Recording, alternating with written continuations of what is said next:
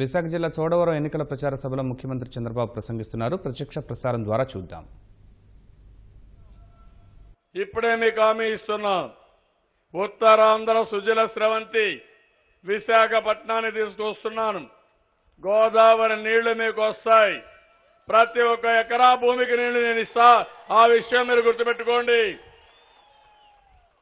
రాబోయే 5 సంవత్సరాలు నా పని మళ్లీ ప్రతి ఒక్క ఎకరాకు నీళ్లు ఇచ్చే కార్యక్రమానికి శ్రీకారం చుడతాను. బాహుదా, వంశధార, నాగావళి, గోదావరి, కృష్ణ, పెన్న అన్ని నదులు అనుసంధానం చేస్తాను. సముద్రంలోకి పోయే నీళ్లు ఎక్కడికక్కడ పొదుపు చేసి మీ పొలాల్ని సస్యశ్యామలం చేసే బాధ్యత నాది. నా మీద నమ్మకంతో ఆశీర్వదించమని మరొకసారి మిమ్మల్ని కోరుతున్నా. ఈరోజు మీరు ఒకసారి చూస్తే డ్రైవర్లకు సహాయం చేశాను నేను. ప్రతి ఒక్క ఆటో డ్రైవర్, ట్రాక్టర్ డ్రైవర్కి పన్ను రద్దు చేశాను. థర్డ్ పార్టీ ఇన్సూరెన్స్ కడుతున్నాం. సాధికార సంస్థ పెట్టాం. నేను ఒకటే చెప్పాను డ్రైవర్లకి, మీరు డ్రైవర్లుగా ఉన్నారు, నేను మీ అందరికీ డ్రైవర్ నెంబర్ 1. ఎందుకంటే ఈ రాష్ట్రాన్ని అభివృద్ధి చేస్తున్నాను. మీ పిల్లలున్నారు, బాగా చదువు చెప్పించడానికి ముందుకు పోయాను. ఇంత మునిపే ఐటీకి ప్రాధాన్యత ఇచ్చాను. పిల్లలందరినీ బాగా చదివించాం. ఈరోజు మళ్లీ ప్రాథమిక పాఠశాలలో ఉండే పిల్లల్ని, అంగన్వాడీలో ఉండే పిల్లలపైన కూడా శ్రద్ధ పెట్టాను. 5 కోడిగుడ్లు ఇవ్వడం, పౌష్టికాహారం పెట్టడం, బాలామృతం ఎన్ని ఇవ్వడం. ఇంకో పక్కన ఎక్కడికక్కడ స్కూల్స్ లో డిజిటల్ క్లాస్ రూమ్స్ కానీ ఎలక్ట్రానిక్ క్లాస్ రూమ్స్ పెట్టి పిల్లల్ని బాగా చదివించి, నేను ఒకటి హామీ ఇస్తున్నా, మీ పిల్లలు తల్లిదండ్రులుగా మీరెట్టయితే ఆలోచిస్తారో అందరి పిల్లల కోసం ఒక కుటుంబ పెద్దగా, ఒక గార్డియన్గా నేను ఆ బాధ్యత నిర్వహిస్తాను. తప్పకుండా పిల్లలందరినీ పైకి తీసుకొస్తాను. ముఖ్యమంత్రి ఇవన్నీ ఇస్తాం. నిరుద్యోగ భృతి, సిబిఎన్ ఆర్మీ ఇక్కడే ఉన్నారు తమ్ముళ్ళు, స్వచ్ఛందంగా ముందుకు వచ్చారు కొన్ని వేల మంది. వాళ్ళని చూస్తే నాకు చాలా ఆనందం. 2,000 రూపాయలు నెలకు నిరుద్యోగ భృతి ఇస్తున్నా. మిమ్మల్ని ఎవ్వరూ అడిగే పని లేదు. మీకు పిల్లల భారం కాదు, నేనే చూసుకుంటా ఆ పిల్లల్ని. మళ్లీ నైపుణ్యాన్ని నేర్పిస్తా. 15 లక్షల కోట్ల రూపాయలతో పెట్టుబడులు వస్తున్నాయి. 30 లక్షల మందికి ఉద్యోగాలు వస్తాయి. ఈరోజు కియా మోటార్ మొదలుకొని ఫిన్టెక్ సిటీ వరకు ఏ పని చూసినా మనమే చేయగలిగాం. ఒకప్పుడు ఆంధ్రప్రదేశ్లో ఎక్కడా దిక్కు లేకుండా ఉంటే ఈరోజు బ్రహ్మాండంగా పెట్టుబడులు తీసుకొచ్చిన బాధ్యత నాది అని మరొక్కసారి మీ అందరికీ తెలియజేస్తున్నా. యువత ఆలోచించాలి. తప్పుడు పనులు చేసే వాళ్ళకు ఓట్లేసి నేరాలు ఉండే వాళ్ళతో మీరు తిరిగితే మీ పరువు కూడా పోతుంది. రేపు చూడబోతున్నారు. ఈరోజు చూస్తే ఎన్ని కేసులు జగన్మోహన్ రెడ్డి పైన మళ్ళా నేను రేపు మాట్లాడతాను. ఎన్ని అవినీతి ఆరోపణలు. అలాంటి వాడు మనకు ఆదర్శమానని అడుగుతున్నా. ఆంధ్రప్రదేశ్ చెడబుట్టాడు, చెడ్డు పేరు తెచ్చుకొచ్చాడు, మనల్ని భ్రష్టు పట్టించాడు. ఆంధ్ర అంటే అవమానంగా చూసే పరిస్థితికి వచ్చారు బయట. ఇది నామోషి. ఇంకో పక్కన మీరు ఒకే ఒక విషయం మీరు గుర్తుపెట్టుకోవాలి. ఈరోజు అన్నా క్యాంటీన్ తీసుకొచ్చాను. తమ్ముళ్ళు ఎవరన్నా ఆలోచించారా? నాణ్యమైన భోజనం, రుచికరమైన భోజనం, పరిశుభ్రమైన వాతావరణం కేఎఫ్సి స్థాయిలో 5 రూపాయలు. 5 రూపాయలకి ఏమీ రాని రోజున కడుపు నిండా భోజనం పెడుతున్నానంటే అన్నా క్యాంటీన్లో మీరందరూ ఆలోచించాలి. అది ప్రభుత్వం యొక్క పట్టుదల.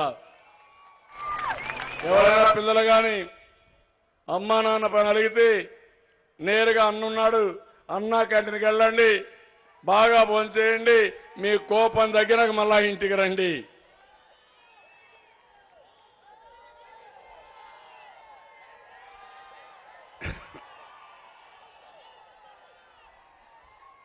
చంద్రన్న బీమా తీసుకొచ్చా. మీరు అనాథలు కాకూడదు. ఎవరైనా చనిపోతే మట్టి ఖర్చులకు ఇచ్చి 5 లక్షల రూపాయలు ఇచ్చి మిమ్మల్ని జీవితంలో సెటిల్ చేశాను. ఇంకో పక్కన 2 లక్షల రూపాయలు సహజ మరణానికి ఇచ్చాను. 30,000 రూపాయలు వృద్ధులకు ఇచ్చాను. నేను ఒకటే ఆలోచించా, గర్భిణీ స్త్రీ గర్భం దాల్చినప్పటి నుంచి మనిషి చనిపోతే అక్కడి నుంచి అంత్యక్రియలు చేసే వరకు గౌరవప్రదమైన వీడుకోలు ఇవ్వాలని. ఏదో పిల్లలు నన్ను దహనం చేస్తారా లేదని, లేకపోతే ఎవరిని ఆదుకుంటారా లేదని, నాకు పిల్లలు లేరు కాబట్టి ఎవరు చూసుకుంటారని ఎవ్వరికీ అభద్రతాభావం లేకుండా మానవత్వంతో మీకు అన్ని కార్యక్రమాలు చేసిన ప్రభుత్వం ఈ తెలుగుదేశం ప్రభుత్వం అని చెప్పి మీకు తెలియజేస్తున్నా. 2014లో అగమ్య గోచరం, ఎటు చూసినా శూన్యం, ఎటు చూసినా చీకటి. ఆ రోజు మీరందరూ ఆలోచించారు, నేనైతే తప్ప ఈ రాష్ట్రాన్ని ఎవ్వరూ గట్టెక్కించలేరని ఆ రోజు మీరు ఆలోచించి నాకు ఓట్లేశారు. అవునా కాదా? 5 ఏళ్లు నేను నిద్రపోలేదు, మెషిన్ మారిగా పనిచేశా, పని చేయించా, అందరూ కలిసి చేశాం. ఈరోజు మీ ఊర్లో చూడండి, సిమెంట్ రోడ్లు 25,000 కిలోమీటర్లు వేశాం. వంట గ్యాస్ అందరికీ ఇచ్చాం. కరెంటు ఒకప్పుడు లేని కరెంటు, ఎక్కడా కరెంటు కొరతే లేదు. 9 గంటలు వ్యవసాయానికి ఇస్తున్నా, 24 గంటలు ఇండ్లకు కరెంటు ఇస్తున్నా. అడుగుతున్నా, మీరే చెప్పాలి, నేను తప్పు చేశానా? మీకోసం అడగడం తప్ప, న్యాయం కోసం పోరాడడం తప్ప.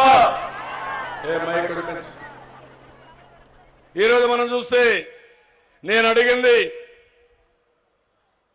విభజన చట్టంలో ఉండే హామీలను అమలు చేయమని.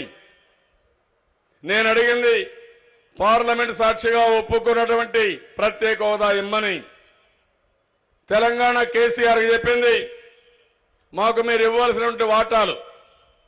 ఒక కుటుంబం విడిపోతే న్యాయపరంగా ఆస్తులు పంపకం చేసుకుంటాం.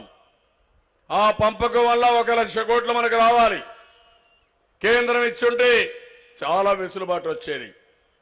అయినా నేను కష్టపడ్డా, అధికార యంత్రాంగాన్ని కష్టపెట్టించాను, ప్రజలు సహకరించారు, అందరం కలిసి ఇవన్నీ చేశాం. ఇప్పుడు ఇక్కడ ఒక నాయకుడు ఉన్నాడు, కోడికత్తి పార్టీ.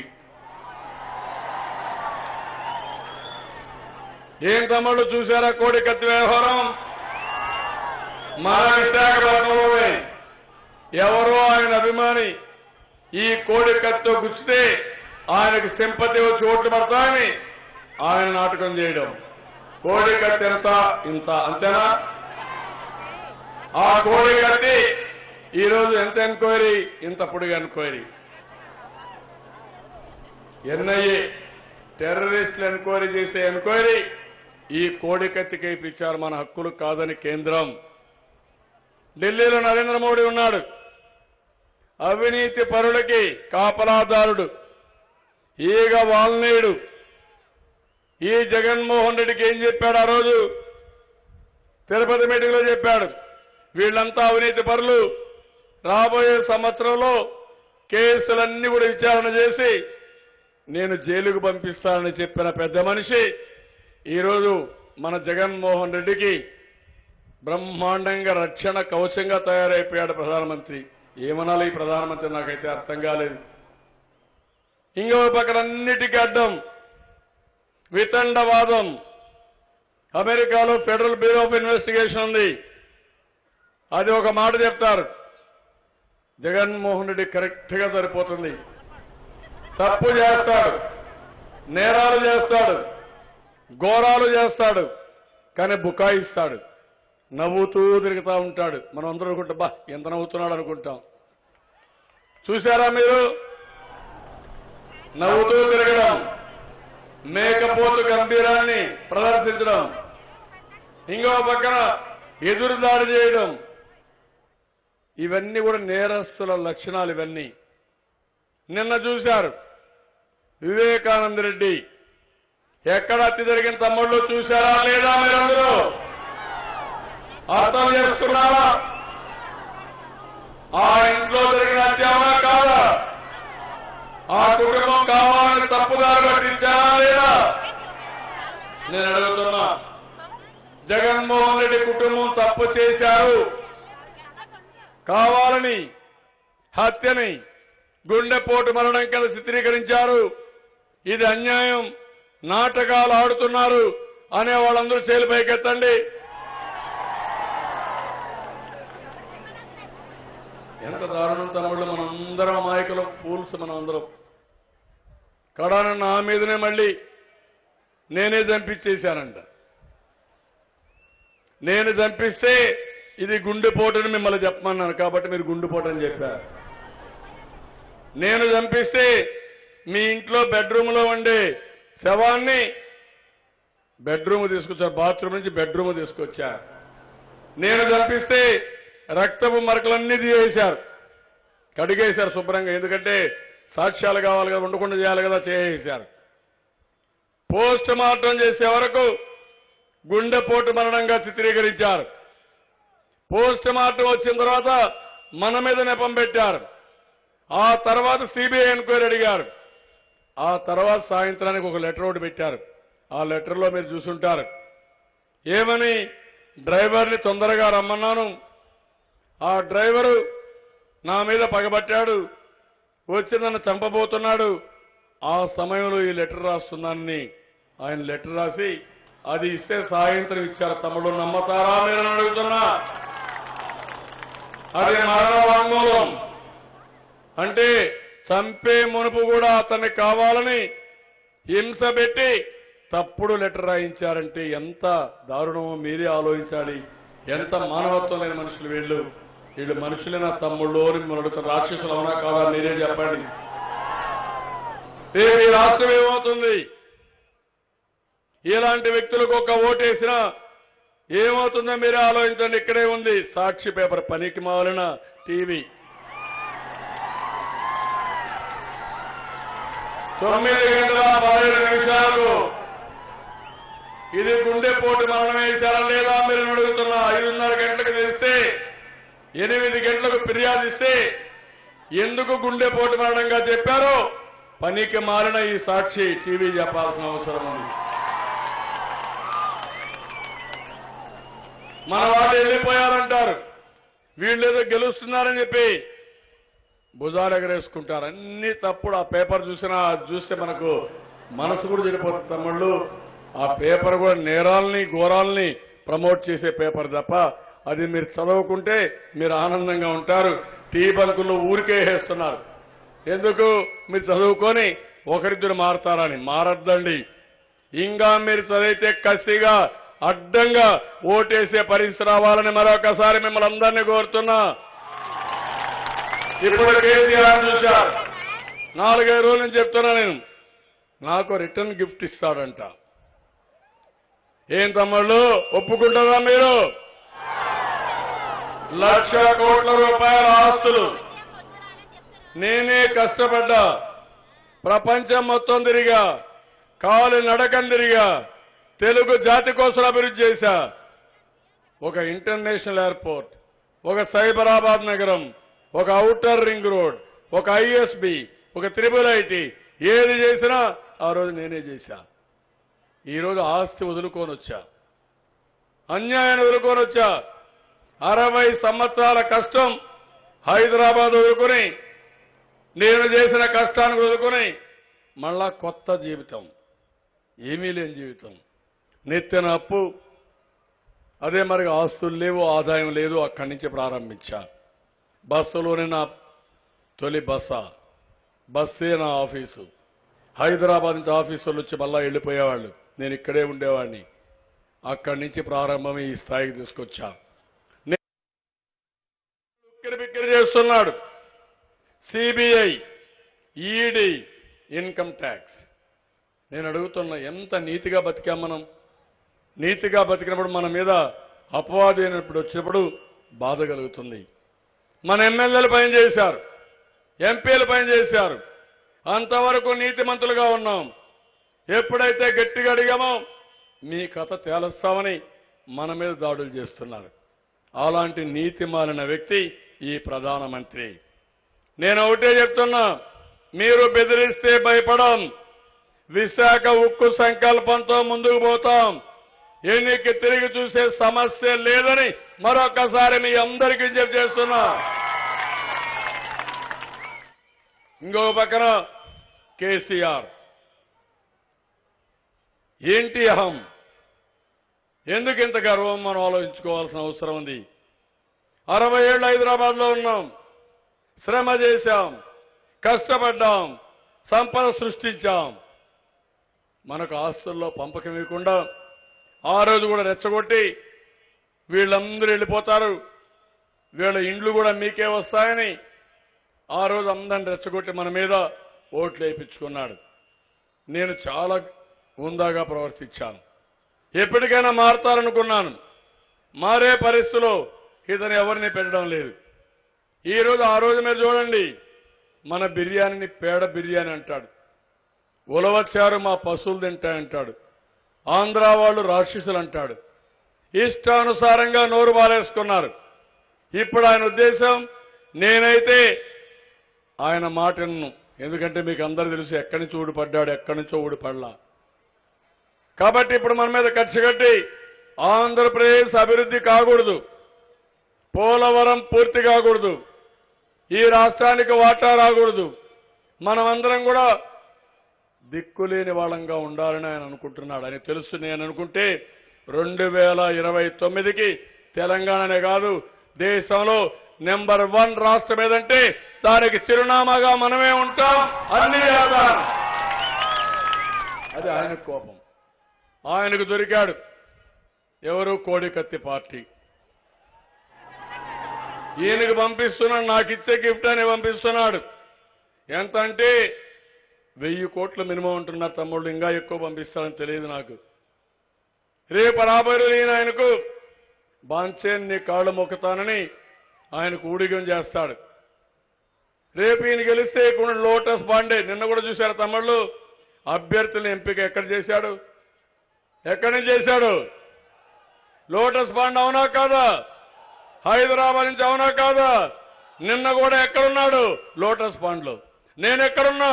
అమరావతిలో. అవునా కాదా? మన గడ్డ మీద మనం ఉన్నాం. నువ్వు చుట్టపు మర్యాదగా వచ్చి మమ్మల్ని మోసం చేస్తారా?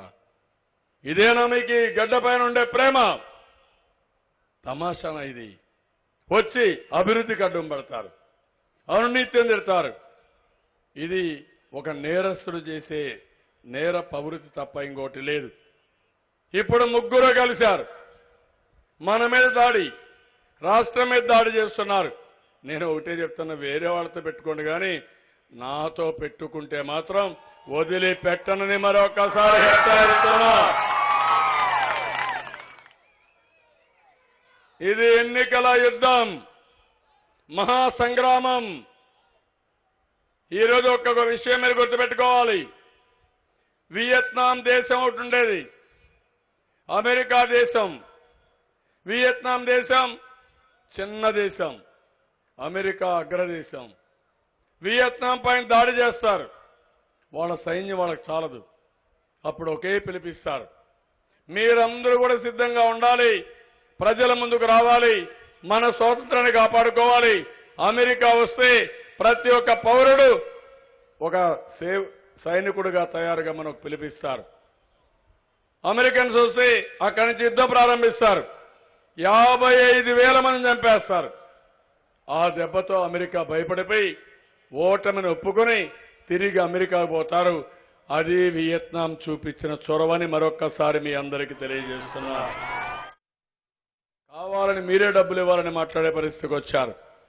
పోలవరాన్ని అడ్డుకుంటారు, రాష్ట్ర అభివృద్ధిని అడ్డుకుంటారు. అలాంటి పార్టీతో జతగట్టినటువంటి జగన్మోహన్ రెడ్డిని ఏం చేద్దాం తమ్ముళ్ళు అని మిమ్మల్ని అడుగుతున్నా. ఏమమ్మా ఏం చేద్దాం తమ్ముళ్ళు? అడుగుతున్నా ఏం చేద్దాం? నేను అడుగుతున్నా, తెలంగాణ రాష్ట్రానికి భయపడతారా కేసీఆర్కి? మీరు నరేంద్ర మోడీకి భయపడతారా మీరు? జగన్మోహన్ రెడ్డి చేసే పనుల వల్ల ఊడిగం చేయాలన్నా ఈ రాష్ట్రం? మనకు పౌరుషం లేదు, ఉందా లేదా?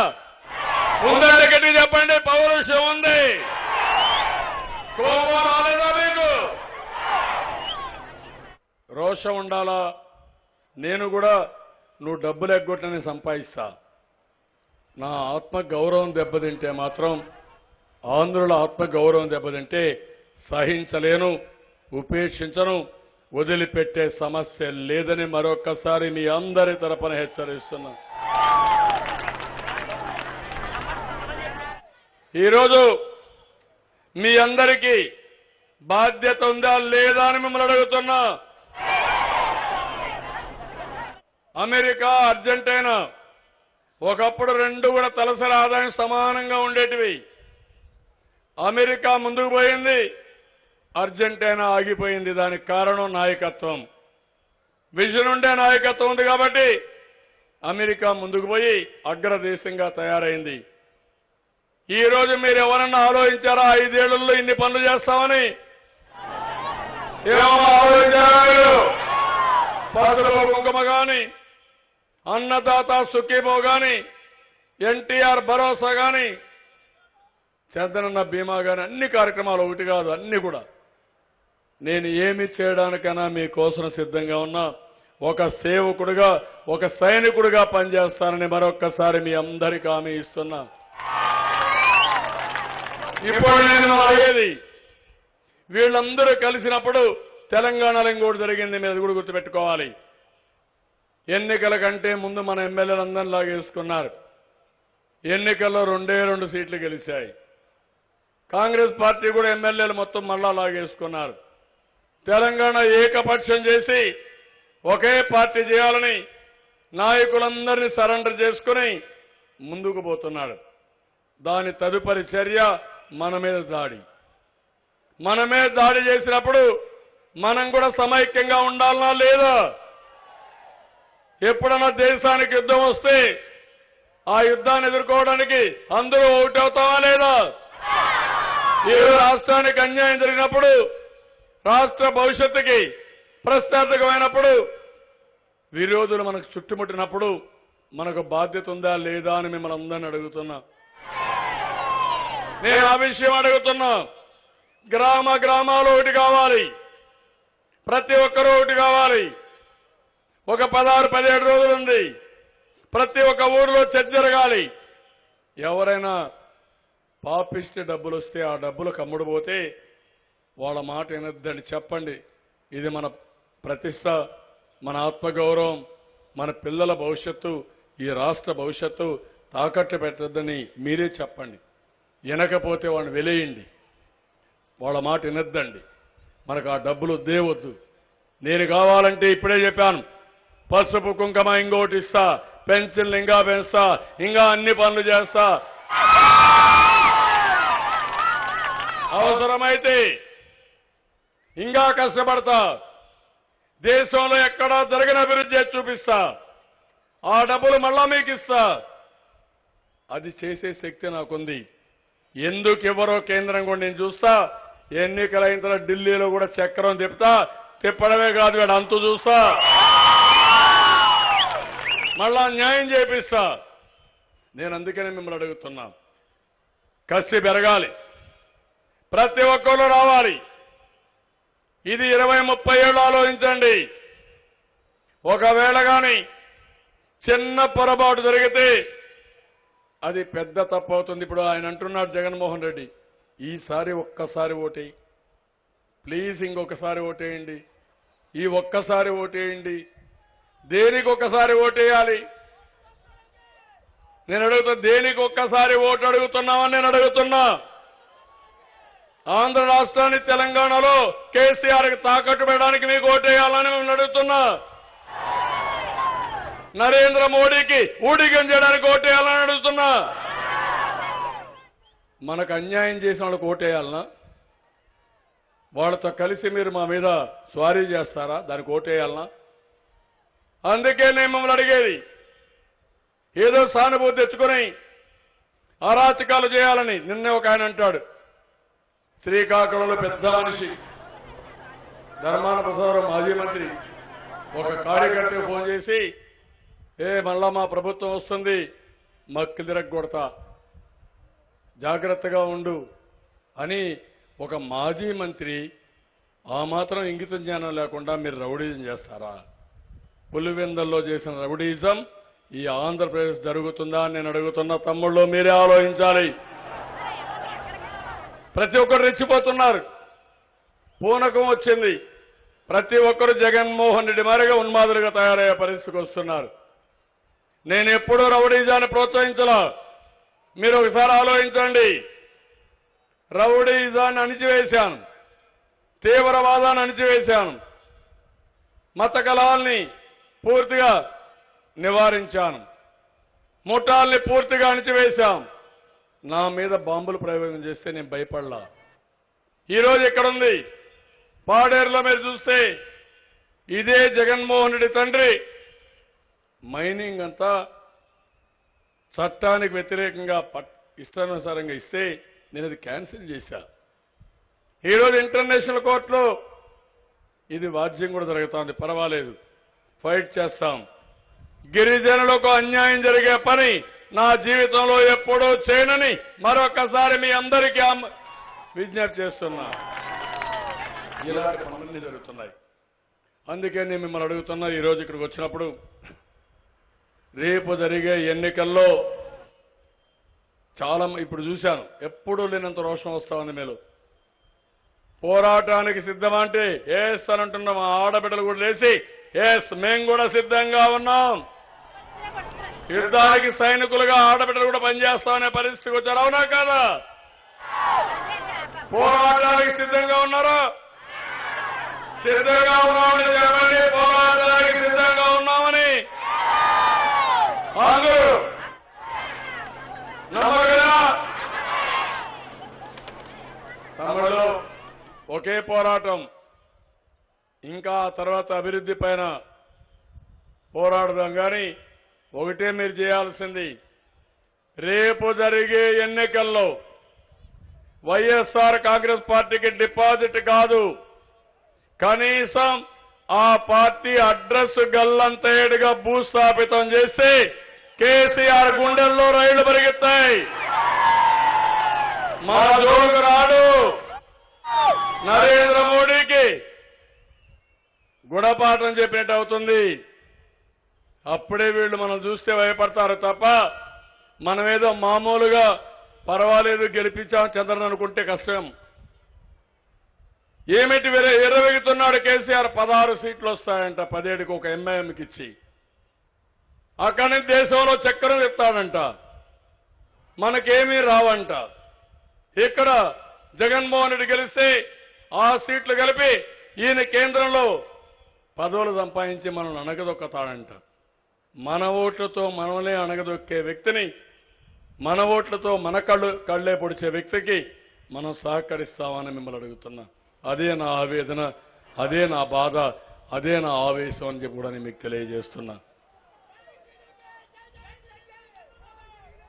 అందుకని ప్రతి ఒక్కరూ ఒక యుద్ధంలో పోరాటానికి సైనికులు ఎట్లయితే శిక్షణ తీసుకుంటారో మీరు కూడా తీసుకోవాలి. ఇక్కడ 2 అభ్యర్థులు ఉన్నారు, మీరు చూశారు. ఒక పక్క ఆనంద్ పార్లమెంట్ అభ్యర్థి, తులసీరావు గారు అబ్బాయి, అభివృద్ధి చేసి పాడి రైతులను ఆదుకున్న వ్యక్తి మన ఆనంద్ అని చెప్పి మీకు తెలియజేస్తున్నా. అదే మరిగా అనేక సేవా కార్యక్రమాలు చేస్తున్నారు డైరీ తరపున.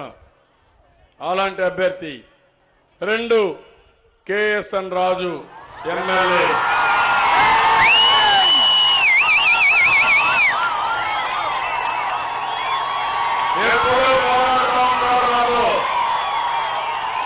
నేను కోపపడిన పట్టు వదలని విక్రమార్కుడు ఈ కేఎస్ఎన్ రాజు.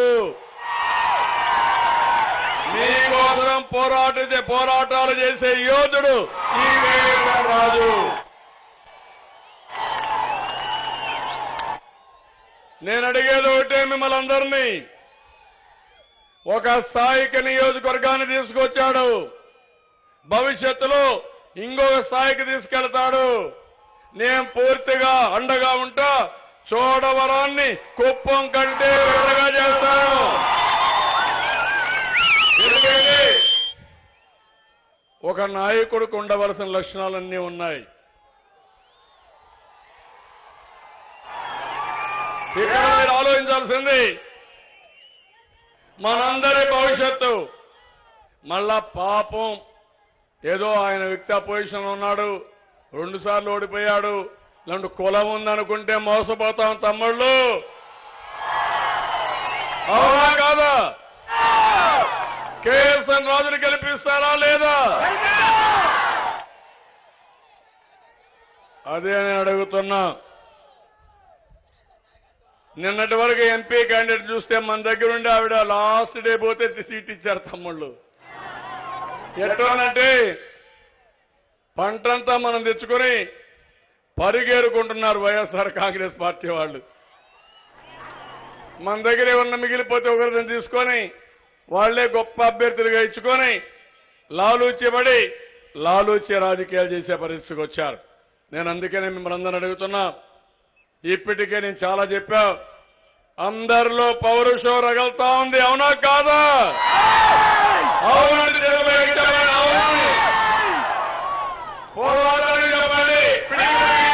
అవును. ఇదే నేను కోరుకుంటున్నా. నేను చెప్తున్నా మీకు, ఏ ఒక్క వ్యక్తికి ఇబ్బంది రానేను. ఇది నా ప్రతిజ్ఞ.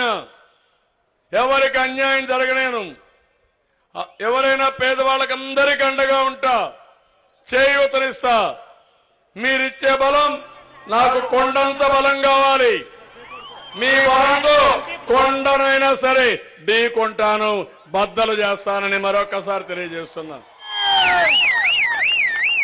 ఇప్పుడు నేను అడుగుతున్నా, తమ్ముళ్ళు మీ ఓటంటే చోడవరం మొత్తం వినపడాలి. తమ్ముళ్ళు మీ ఓటు, అమలలో మీ ఓటు, అయ్యలారం మీ ఓటు. తెలుగుదేశం వర్ధిల్లాలి. తెలుగుదేశం, తెలుగుదేశం, తెలుగుదేశం. ఎన్టీఆర్ అమరహై. ఎన్టీఆర్, ఎన్టీఆర్, ఎన్టీఆర్. ఆత్మగౌరవాన్నంటే రోషంగా కసిగా కాపాడుకుంటాం అని చెప్పాలి. ఎంత శక్తి ఉంటే లంగ్ పవర్ అంతా ఉపయోగించాలి. ఆత్మగౌరవాన్ని, ఆత్మగౌరవాన్ని, ఆత్మగౌరవాన్ని, ఆత్మగౌరవాన్ని. తమ్ముళ్ళు, మీ దగ్గర డబ్బులు లేకపోతే సంపాదిస్తా. గౌరవం పోయిన తర్వాత నేను బతకలేనని మరొక్కసారి మీ అందరికీ తెలియజేస్తున్నా.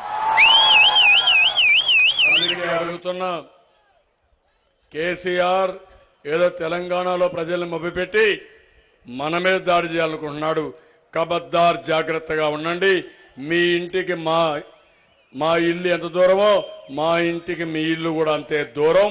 ఆ విషయం గుర్తుపెట్టుకోమని హెచ్చరిస్తున్నా. తమ్ముళ్ళు, ఇది చూసిన తర్వాత నాకు చాలా ఆనందం. నా జీవితంలో ఎప్పుడూ లేని ఆనందం పనులు చేస్తే వస్తే, ఎప్పుడూ లేని ఆనందం మీ సపోర్ట్ చూసిన తర్వాత వస్తాను. ఉధృతంగా వస్తున్నారు. మీ ఆశీస్సుల కోసం వచ్చాను, మీ ఆశీర్వాదాల కోసం వచ్చాను, మీ బిడ్డగా వచ్చాను, మీ తమ్ముడుగా వచ్చాను, మీ అన్నగా వచ్చా, మీకు సేవకుడిగా మీ దగ్గరికి వచ్చా. నేను ఈ సేవకుడిని ఆశీర్వదించదా లేదా? గట్టిగా చెప్పండి, చెప్పండి. ఆశీర్వదిస్తున్నామని. అదే నాకు కావాలి. నేను కూడా పద్ధతి ప్రకారం అభ్యర్థులు ఎంపిక చేశా. అయారాం గయారాములకు నేను ఇవ్వలేదు. వాళ్ళ చరిత్ర అంతా చూశాను. మళ్ళా ప్రజాభిప్రాయం మీకు అడిగాను, కార్యకర్తల అభిప్రాయం అడిగాను. కొన్ని దిక్కులు నాకు ఇబ్బంది వస్తే 1-4 సార్లు తర్జన భర్జన చేసి సరైన అభ్యర్థులను ఎంపిక చేశాను. మీ అందరి సహకారంతో గెలిపించే బాధ్యత కాదు, 100% గెలిపించడమే కాదు, ఎక్కడికక్కడ అవతల వాళ్ళు అడ్రస్ లేకుండా ఏక పార్టీతో మీరు ముందుకు పోయే పరిస్థితి రావాలి. 100% ఓట్లు మనకే వేయండి. ఆ తర్వాత అభివృద్ధి ఏంటో నేను చూపిస్తాను. చేసి నా నిజాయితీ నిరూపించుకున్నా మళ్ళీ నిరూపించుకుంటానని మీ అందరికీ హామీ ఇస్తూ అందరికీ నమస్కారాలు. జై హింద్, జై జన్మభూమి, జై తెలుగుదేశం. మళ్ళీ